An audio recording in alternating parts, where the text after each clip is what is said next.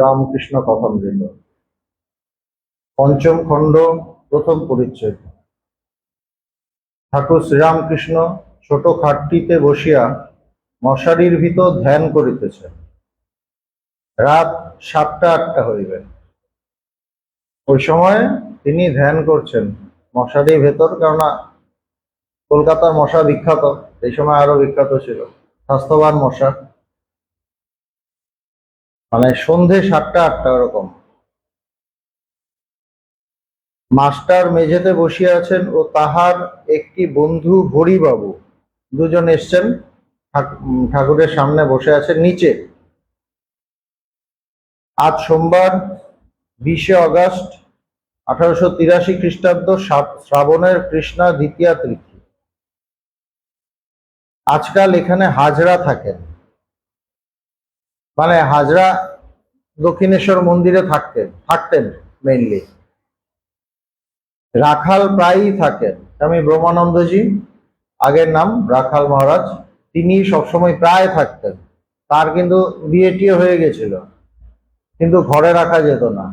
নতুন বউ, কিন্তু ঘরে থাকতেন না ঠাকুরের কাছে। কখনো অধরের বাড়ি গিয়া থাকেন।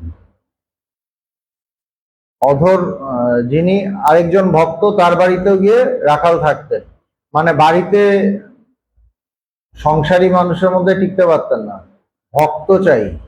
ভক্তের মধ্যে ঈশ্বরীয় কথাবার্তা হয়, ওখানে ভেতরে একটা প্রাণের শান্তি পাওয়া যায়। কিন্তু সংসারের মধ্যে ঢুকলেই তো নানা কিছু, ওখানে পারতেন না। নরেন্দ্র, ভবনাথ, অধর, বলরাম, রাম, মনমোহন, মাস্টার প্রভৃতি প্রায় প্রতি সপ্তাহেই আসিয়া থাকেন। আর বাকি ভক্তরা প্রতি সপ্তাহে এসে এসে থাকেন ঠাকুরের কাছে।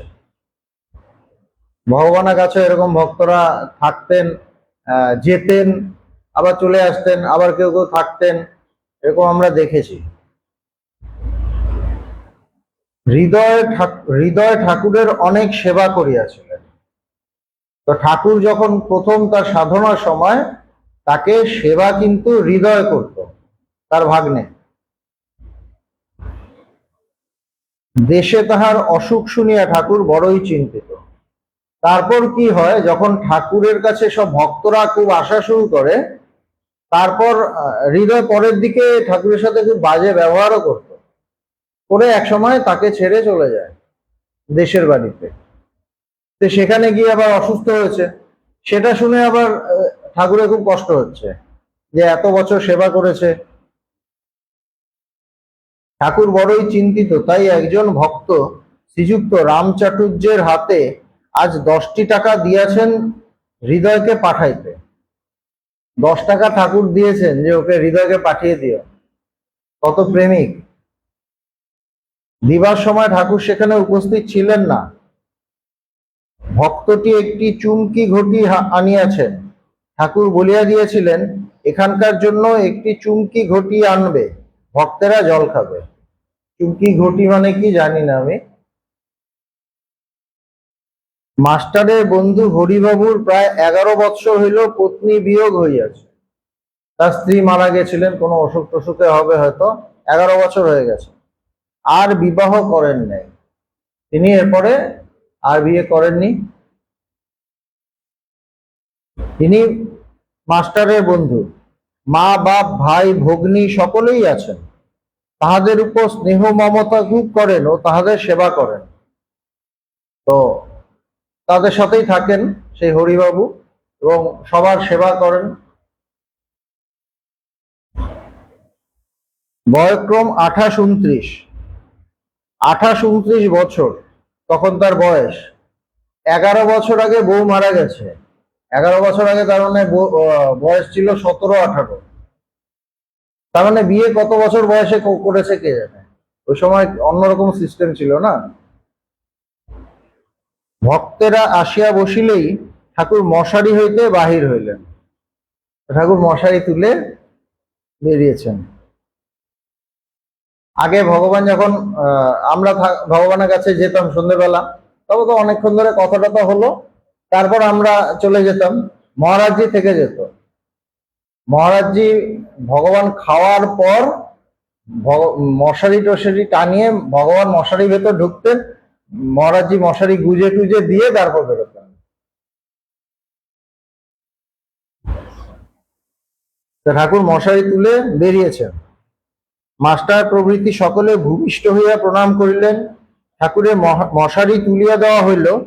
তিনি ছোট খাটটিতে বসিয়া আছেন ও কথা কইতেছেন। শ্রীরামকৃষ্ণ মাস্টারের প্রতি।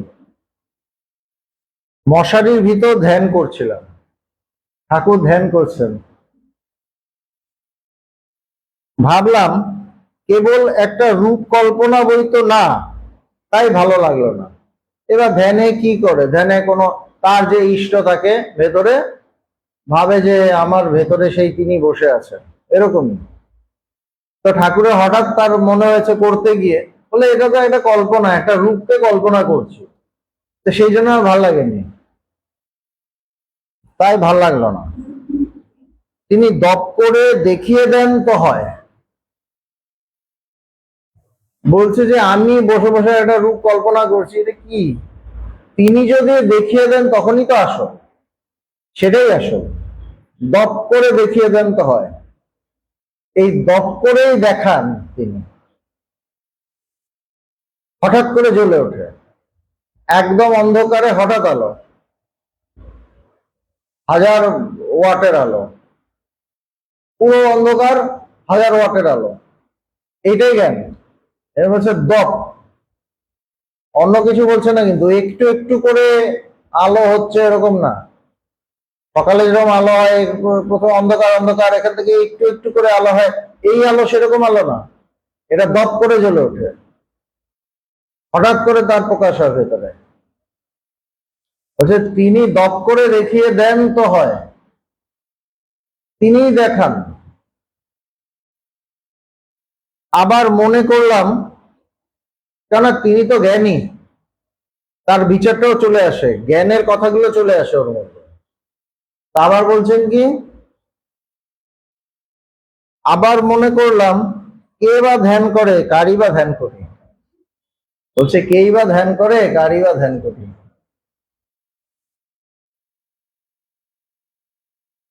এ হলো জ্ঞানের কথা।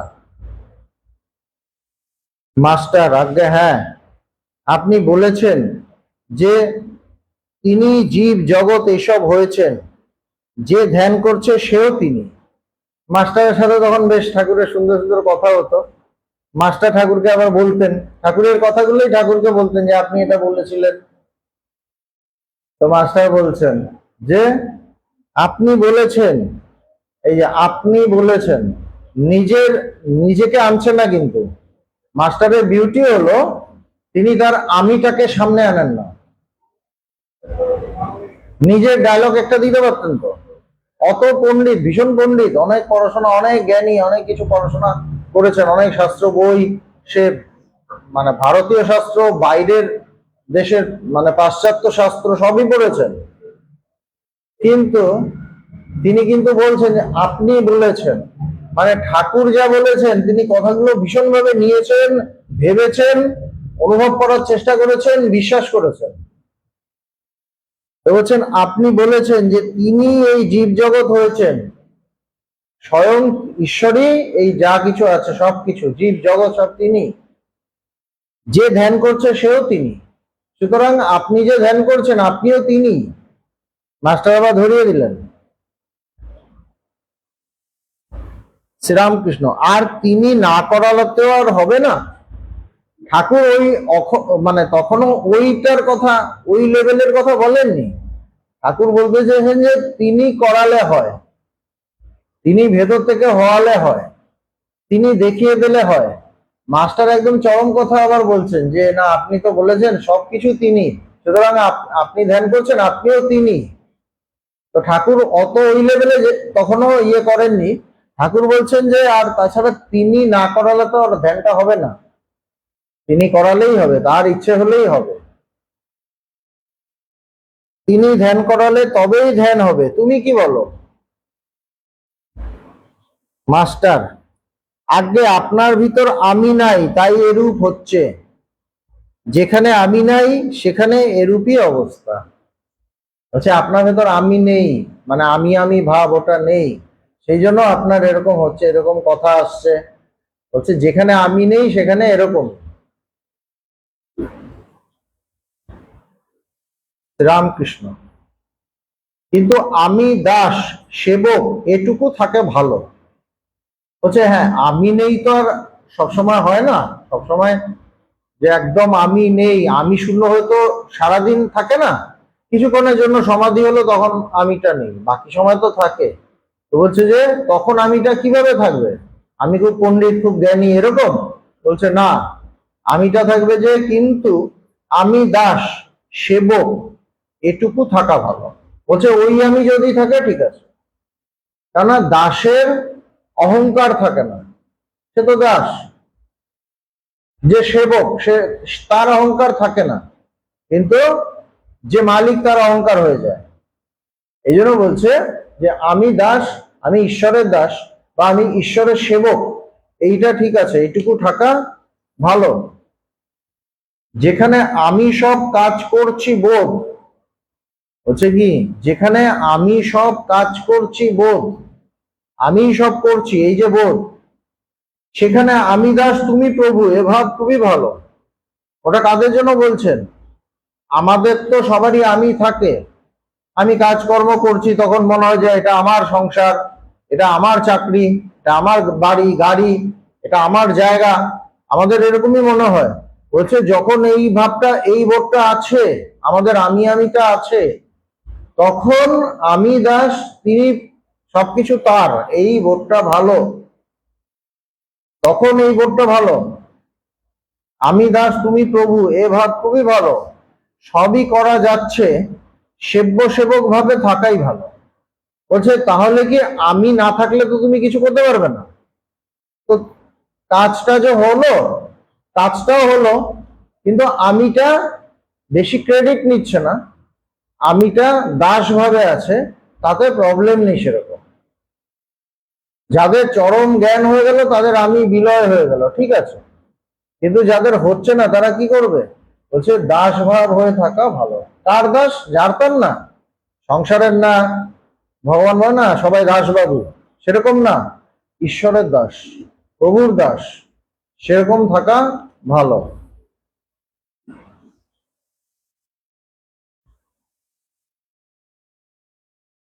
সেব্য সেবক ভাবে থাকাই ভালো। সেব্য মানে আমার ঈশ্বর, বা আমি যাকে সেবা করছি তিনি, আমার গুরুও হতে পারে, আর সেবক মানে আমি, এইভাবে থাকা ভালো। মণিমোহন পরব্রহ্ম কি তাই সর্বদা চিন্তা করেন। তিনিও বসে আছেন, তিনিও বসে আছেন, তিনি একদম বেদান্তের চরম কথাগুলো চিন্তা করেন, বেদান্ত নিয়ে ভাবেন। তো ঠাকুর জানেন যে ওর তো এই কথাগুলো বেশি ভাল লাগবে না, এই সেব্য সেবক, আমি দাস তুমি প্রভু, কেননা যে বেশি বেদান্ত বেদান্ত চিন্তা করে তার আবার এইসবে খুব একটা রুচি হয় না। এগুলো তো ভক্তির দিকের একটু কথাগুলো, বলছে তার অতটা ভাল লাগবে না। ঠাকুর তো জানেন এখানে সব ধরনের মানুষ আছে, এই জন্য তাকে বলছেন, ঠাকুর তাহাকে লক্ষ্য করি আবার বলিতেছেন, ব্রহ্ম আকাশবৎ, ব্রহ্মের ভিতর বিকার নাই। বলছে ব্রহ্ম কেমন? তুমি তো ব্রহ্মের চিন্তা করো, ব্রহ্ম কেমন? আকাশবৎ, আকাশের মতো, অনন্ত, অনন্ত, এবং ব্রহ্মের ভিতর বিকার নাই। তার মানে আমি যদি ব্রহ্ম হই, আমাকেও বিকারহীন হতে হবে, বিকারের পারে যেতে হবে। আমাদের মন সবসময় বিকারগ্রস্ত, মনের মধ্যে একের পর এক চিন্তা আসছে, একের পর এক ভাবনা আসছে, নেগেটিভিটি আসছে, এবং বিকৃত হচ্ছে, শুদ্ধ থাকছে না, স্বচ্ছ থাকছে না, সরল থাকছে না, বিকারগ্রস্ত হয়ে যাচ্ছে। কিন্তু বলছেন কি, যে ব্রহ্মের ভিতর বিকার নাই। যেমন অগ্নির কোনো রঙই নাই, আগুনের আসলে কোনো রং নেই, তবে শক্তিতে তিনি নানা হয়েছে। সত্য রজ তম এই তিন গুণ শক্তিরই গুণ, শক্তিতে নানা কিছু দেখা যায়। বলছে সত্য রজ তম, এই যে তিনটে গুণ, তিনটে কার গুণ? শক্তির গুণ। আগুনে যদি সাদা রং ফেলে দাও সাদা দেখাবে। কেন সাদা দেখাবে? যেহেতু আগুনের কোনো নিজস্ব কালার নেই। যদি লাল রং ফেলে দাও লাল দেখাবে, যদি কালো রং ফেলে দাও তবে আগুন কালো দেখাবে। সত্য ব্রহ্ম, সত্য রজ তম, তিন গুণের অতীত। আগুনটা দিয়ে একটা উদাহরণ দিচ্ছেন ব্রহ্ম সম্পর্কে, যে ব্রহ্ম তিন গুণের পারে। সত্যগুণ একরকম, রজগুণ একরকম, তমগুণ আরেক রকম। ব্রহ্ম কি? এই তিনটে গুণ শক্তির আন্ডারে, শক্তির আন্ডারে, মায়ার আন্ডারে, জগতের মধ্যে। জগৎ এই তিন গুণ নিয়েই আছে, সত্য রজ তম। কিন্তু ব্রহ্ম কি? তিন গুণের পার।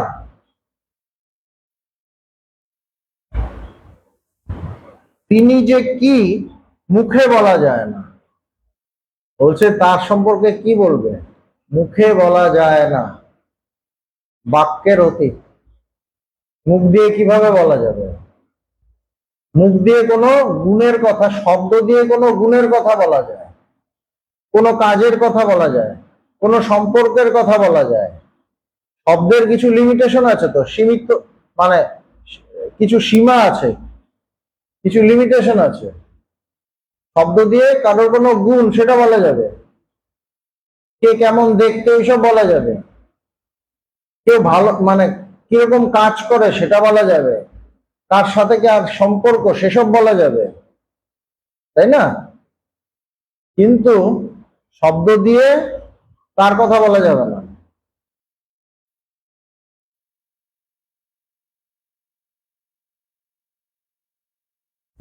তিনি যে কি মুখে বলা যাবে না, তিনি বাক্যের অতীত। বলছে আমাদের যে কথাবার্তা, শব্দ, এর পারে তিনি, বাক্যের অতীত। নেতি নেতি করে যা যা বাকি থাকে, নেতি নেতি করে যা বাকি থাকে। নেতি নেতি মানে সব সরাতে সরাতে, কাটতে কাটতে, এটা নয় এটা নয়, এইভাবে এই করে করে মন থেকে সব সরাতে সরাতে। মনের মধ্যে সবই তো থাকে, মনের দিকে চাইলে কি দেখবো? এখানে সব আছে, সংসার আছে, টাকা পয়সা, গাড়ি বাড়ি, সম্পত্তি, বিষয়, এই বন্ধু ওই বন্ধু, এই বলেছে ওই বলেছে, তার মধ্যে আমার পড়াশোনা, আমার শিক্ষা, আমার যা কিছু গুণ টুন সবকিছু মনের মধ্যে আছে। কিন্তু এই মনের দিকে তাকালাম, দেখলাম এটা আসছে, এটা সরালাম, এটা আসছে, এটা সরালাম, করতে করতে করতে করতে যখন সরানোর কিছু নেই, সরানোর কিছু নেই, হচ্ছে যে যখন নীতি নীতি করে যা বাকি থাকে, বাকি থাকে সব সরানোর পর যা থাকে, আর যেখানে আনন্দ। এবং কিছু সরালে তো আমার কষ্ট হয়, বাড়ি থেকে কিছু একটা নিয়ে নিল, আমার কষ্ট হবে, ওটা নিয়ে নিলি, ওটা আমার ছিল, হ্যাঁ ওটা নিয়ে নিচ্ছ, অভাবী হয়ে পড়ি তো। কিন্তু এখানে সব সরাতে সরাতে যেটা বাকি থাকে সেটা হলো আনন্দ, সেটা হলো আনন্দ। তারপর দেখা যায় ওই জিনিসগুলো দিয়ে আনন্দ যেটা ছিল ওটাকে চাপা দিয়ে রাখা হয়েছিল, আনন্দ, সত্য, জ্ঞান, এগুলো চাপা দিয়ে রাখা ছিল। সব সরানোর পর দেখা যাচ্ছে ওই তিনটে জিনিস, মানে তিনটে একই, সৎ চিত আনন্দ পড়ে আছে। সব সরাতে সরাতে দেখা যাচ্ছে ওটাকে আর সরানো যায় না। কেন? ওটাকে সরাতে গেলে নিজেকেও সরিয়ে দিতে হবে, মানে ওটা আর আমি একই, আমি আমাকে সরাবো কিভাবে? তো সবকিছু সরানোর পর যা পড়ে থাকে, আর যেখানে আনন্দ, ঠাকুর বলছেন সেই ব্রহ্ম। যেখানে আনন্দ সেই ব্রহ্ম।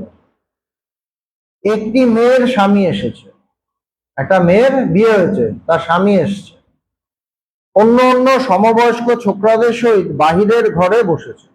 সে বাইরের ঘরে বসেছে, সেখানে আরো স্বামীর আরো বন্ধুরা আছে, তাদের নিয়ে বসেছে। এদিকে ওই মেয়েটি ও তার সমবয়স্কা মেয়েরা জানলা দিয়ে দেখছে। ঠাকুর কত কিছু জানতেন। বলছে যে ওই মেয়েটা আর তার বান্ধবীরা আছে, ওরা জানলা দিয়ে দেখছে। তারা বরটিকে চেনে না, ওই মেয়েটিকে জিজ্ঞেস করছে ওইটি কি তোর বর? অনেকে ধরুন 10 জন বসে আছে, 1 নম্বর থেকে দেখা যাচ্ছে 1 নম্বরটা না কোনটা, এরকম আর কি। ওইটি কি তোর বর? সে আবার বলছে না, বলছে না। আবার আরেকজনকে দেখিয়ে বলছে ওইটি কি তোর বর? সে বলছে না। শেষে জাগা মতো চলে এসেছে। শেষে তার স্বামীকে লক্ষ্য করে জিজ্ঞেস করলে ওইটি তোর বর? তখন সে হাও বলে না, না বললো না, কেবল একটি ফিক করে হেসে চুপ করে রইল। কি সুন্দর না ঠাকুরের কথা, কি সাংঘাতিক কথা। জাস্ট তখন হাসি, হ্যাঁও না নাও না, হ্যাঁ না এর পারে, ওই হাসিটাই ওটা। এরকম হাসি কবে হাসবেন? আমরা জিজ্ঞেস করবো এটা কি তোর বর? তখন হাসবেন। কেবল একটু ফিক করে হেসে চুপ করে রইল। তখন সমবয়স্করা বুঝলে যে ওইটিই তার স্বামী। যেখানে ঠিক ব্রহ্মজ্ঞান সেখানে চুপ, ঠিক ঠিক ব্রহ্মজ্ঞান সেখানে চুপ, ভেতরে একদম স্থির, চুপ, শান্ত, এবং ওই ফিক করে একটু হাসি। হাসি ফিক করে হতে পারে, আরো জোরেও উচ্চ স্বরেও হতে পারে, কিন্তু হাসি এক্সপ্রেশনটা হলো হাসি, মানে আনন্দ। আনন্দ, আনন্দের এক্সপ্রেশন হলো হাসি। কিন্তু ওটা কি বলা যাবে না, দেখানো যাবে না, দেখা যাবে, বোঝা যাবে, দেখানো যাবে না। ওটা শেয়ার হয় না, ওটা শেয়ার হয় না। আমি হয়েছি, আচ্ছা দাঁড়াও আমি একটা কেক নিয়ে আসছি, সবাই মিলে ভাগ করে খাবো, ওখানে ভাগ হবে না। অখণ্ড ভাগ কিভাবে করবো?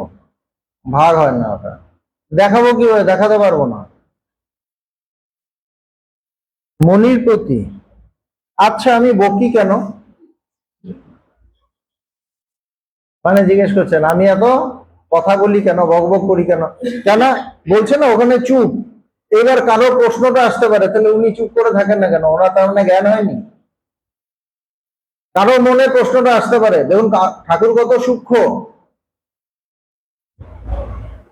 আর মণিকে বলছেন, মাস্টারকে, আচ্ছা আমি বকি কেন মণি? আপনি যেমন যেমন বলেছেন, পাকা ঘিয়ে আবার যদি কাঁচা লুচি পড়ে তবে ছ্যাঁক কলকল করে। একদম পয়েন্টেড কথা, স্পট অন, যতটা তাই, যেটা তাই। বলছে আপনি বলেছেন যে পাকা ঘিয়ে, ঘিটা গরম কিন্তু আওয়াজ পাওয়া যাচ্ছে না, যখন কাঁচা লুচি পড়ে তখন ছ্যাক করে ওঠে, তারপর কলকল করে, ফুটতে থাকে। ভক্তদের চৈতন্য হওয়ার জন্য আপনি কথা কন। বলছেন আপনিও সেরকম পাকা ঘি, কিন্তু আমরা যে সবাই এসছি আমরা কাঁচা লুচি, সুতরাং এই কলকল করছে। এটা কি পাকা ঘি করছে? অ্যাকচুয়ালি করছে না। পাকা ঘি তো কলকল করে না। কলকলানি শোনা যাচ্ছে, এই শব্দটা তাদের শব্দ, কাঁচা লুচিরই শব্দ। তারা যেই পাকা হয়ে যাবে আর আবার শব্দ নেই। শব্দটা কিন্তু পাকা ঘিয়ের শব্দ নয়। সুতরাং তাকে বলতে দেখা যাবে, কিন্তু তিনি জানেন আমি কিছু বলি না। তাকে অনেক কিছু করতে দেখা যাবে, তিনি জানেন আমি কিছু করি না। শ্রীকৃষ্ণ সবকিছু করছেন, কিন্তু বলছেন আমি কিছু করিনি। এরকম ঘটনা আছে। ব্যাসদেব পুরো অনেক কিছু খেয়ে নিলেন, তারপর বললেন আমি যদি কিছু না খেয়ে থাকি তাহলে যমুনা তুমি দুভাগ হয়ে যাও। যমুনা দুভাগ হয়ে গেল। যমুনা তো তার কথা শোনার, ব্যাসদেবের কথা শোনার ইয়ে না।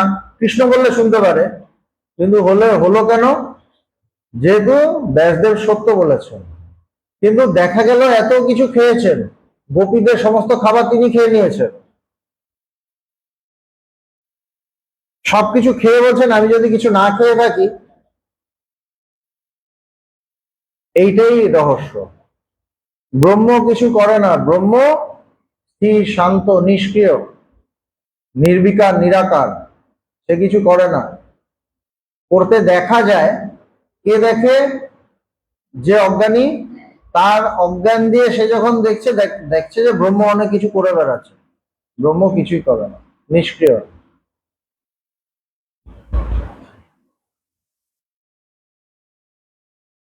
যেখানে ঠিক ব্রহ্মজ্ঞান সেখানে চুপ। তো মণিকে বলছেন, আচ্ছা আমি বকি কেন? মণি বলছেন, আপনি যেমন বলেছেন পাকা ঘিয়ে যদি কাঁচা লুচি পড়ে তবে ছ্যাঁক কল কল করে, ভক্তদের চৈতন্য হবার জন্য আপনি কথা কন। ঠাকুর মাস্টারের সহিত হাজরা মহাশয়ের কথা কইতেছেন। শ্রীরামকৃষ্ণ, সতের কি স্বভাব জানো? সে কাহাকেও কষ্ট দেয় না, ব্যতিব্যস্ত করে না। যে সৎ সে কাউকে ডিস্টার্ব করতে চায় না, কাউকে কষ্ট দিতে চায় না। নিমন্ত্রণে গিয়েছে, কারু কারু এমন স্বভাব, হয়তো বললে আমি আলাদা বসবো, মানে দেখছে যে সবাই বসে গেছে, তখন কাউকে সরাবে না, বা এই তুমি সরো তো, মানে ডিস্টার্ব করবে না, ঠিক আছে আমি এখানে বসে পড়ব, বা একটু দাঁড়িয়ে খেয়ে নিচ্ছি, এরকম। ঠিক ঈশ্বরের ভক্তি থাকলে বেতালে পা পড়ে না, কারুকে মিথ্যা কষ্ট দেয় না। ঈশ্বরে ঠিক ভক্তি থাকলে বেতালে পা পড়ে না, উল্টো পাল্টা স্টেপস করে না, ভুল হয় না, কাজে কর্মে আচরণে কথায় ভুল হয় না, মিথ্যা হয় না। ঈশ্বর মানে মিথ্যা করতে দেন না। যে ঠিক ঠিক ভক্ত, ঈশ্বরে ভক্তি থাকলে বেতালে পা পড়ে না, কারুকে মিথ্যা কষ্ট দেয় না। আর অসতের সঙ্গ ভালো না, তাদের কাছ থেকে তফাৎ থাকতে হয়, গা বাঁচিয়ে চলতে হয়। মনির প্রতি তুমি কি বলো? অসৎ যারা, তাদের থেকে দূরে থাকাই ভালো, গা বাঁচিয়ে চলতে হয়। তাদের সাথে বেশি গল্প গুজব করলে আস্তে আস্তে মনটা নেমে যায়। আমি অনেকটা এগোলাম, তাদের সাথে মিশলাম, অসৎ লোকের সাথে মিশলাম, তারা আমার মনটাকে নামিয়ে দেবে। মনি আগে অসৎ সঙ্গে মনটা অনেক নেমে যায়। তবে আপনি বলেছেন বীরের কথা আলাদা। ঠাকুরের ওই কথাটা মনির ওটাও মনে আছে। বীর যে স্ট্রং, ভীষণ শক্ত সমর্থ, সে যদি কোনো অসতের সাথে মেশেও অসৎটা ভালো হয়ে যেতে, সৎ হয়ে যেতে পারে, তিনি অসৎ হবেন না, তার অসৎ দিকে মন যাবে না। বীরের কথা আলাদা। শ্রীরামকৃষ্ণ, কিরূপ? ঠাকুর সমাবাজিকে এগুলো সব তারই কথা, কিন্তু মনির কাছে রাখা আছে।